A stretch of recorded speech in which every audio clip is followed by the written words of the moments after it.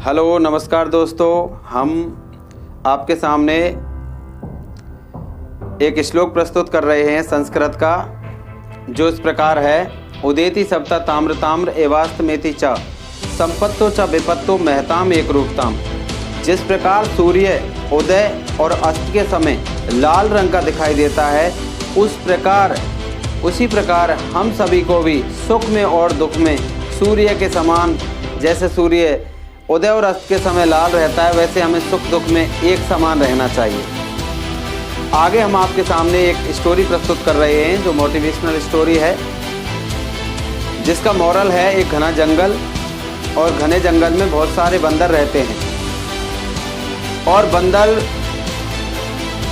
अंधेरे के समय में उस जंगल में जैसे ही शाम होती है तो तेज गति की मूसलाधार बारिश स्टार्ट हो जाती है। और बारिश वहाँ पे इतनी तेज होती है मित्रों कि शाम के 7 बजे से यदि बारिश स्टार्ट होती है तो सुबह के 4 बजे तक बारिश चलती है।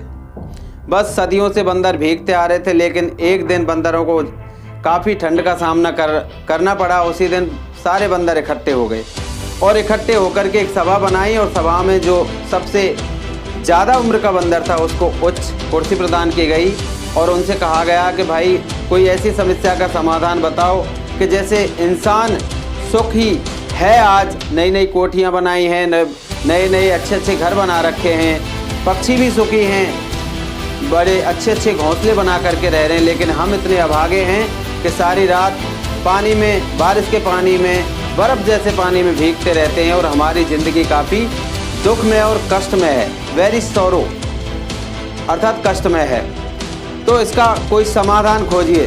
तो बंदरों में काफ़ी चर्चा होती है। चर्चा के बाद ये डिसीजन लिया जाता है कि भाई कल की जो सुबह होगी, सभी के सभी 100 प्रकार के काम छोड़कर अपना घर बनाएंगे। बस फिर क्या था दोस्तों, सुबह होती है, सुबह की किरणें, सूर्य की गर्म किरणें जैसे ही बंदरों के शरीर पर पड़ती है, वैसे ही बंदरों का शरीर एक्टिव हो जाता है। और एक्टिव होते ही शाम को क्या हुआ था, क्या दुख था, क्या हमने कस्में खाई थी, सब कुछ बंदर भूल जाते हैं। बस जैसे शरीर गर्म हुआ, मन में एक ही प्रश्न उठता है कि कुछ खाया जाए, अपना पेट भरा जाए।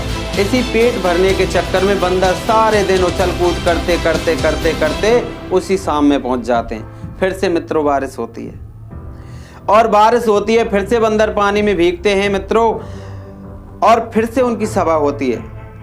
और सभा में फिर से मुख्य उम्र के बंदर को, ज़्यादा उम्र के बंदर को फिर से मुख्य अतिथि बना करके उनसे फिर से कहा जाता है कि कल तो हमसे गलती हो गई, लेकिन आगे गलती नहीं होगी। कल हम कुछ भी 100 प्रकार के काम छोड़ करके अपना घर बनाएंगे। फिर से बंदर सारी रात भीगते हैं। सुबह होती है, सूर्य की किरणें फिर से उनकी बॉडी पर पड़ती हैं, और कुछ बंदर कुछ काम जुटाने की सोचते हैं, लेकिन कर नहीं पाते दोस्तों, क्योंकि उनके इरादे मजबूत नहीं होते हैं। बंदरों की तरह हम इंसानों का यही हाल है, काम तो करते हैं, कस्में खाते हैं, दुख झेलते हैं, लेकिन उनके इरादे पक्के नहीं होते हैं। सारे दिन बंदर फिर से दूसरी सुबह में वही खाने पीने की तलाश में इधर उधर घूम जाते हैं मित्रों, और शाम तक उसी शाम को पहुंच जाते हैं, और फिर से वही बारिश स्टार्ट हो जाती है, और फिर से बंदर भीगते हैं। इस तरह से दोस्तों ये स्टोरी का हमारा मेन मोरल है। सदियां गुजर जाती हैं मित्रों, लेकिन बंदर कभी अपना घर नहीं बना पाया। आज भी बंदर ऐसे ही घूम रहा है। आप ये मत सोचिए बंदरों की कहानी क्यों सुनाई। The same condition of human being, इंसानों की भी यही दशा है आज के।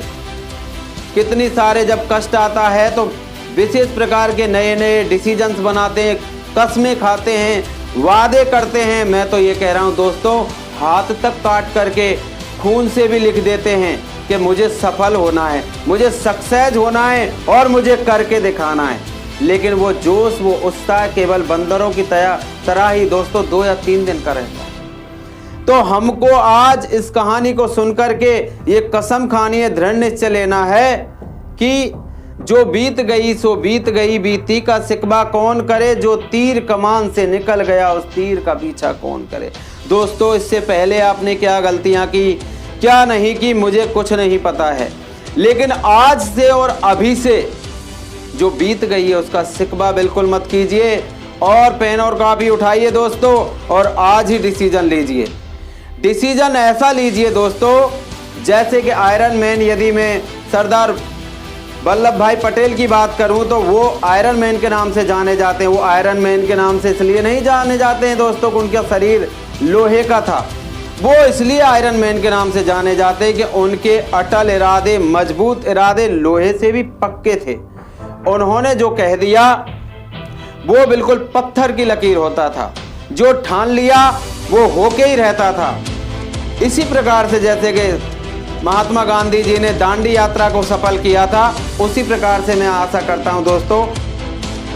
ओके दोस्तों, आपको ये वीडियो हमारी अच्छी लगी हो तो कृपया लाइक करें, वीडियो को शेयर करें और चैनल को सब्सक्राइब करना ना भूलें और अंततः बेल आइकन ज़रूर दबाइएगा, क्योंकि आपका जो कमेंट है और शेयर करना है और चैनल को सब्सक्राइब करना है, वो कहीं ना कहीं हमारे लिए सपोर्ट में रहेगा और सबसे पहले आपके पास हमारी अग्रिम वीडियो पहुंचे, यही हमारी कामना रहेगी। जय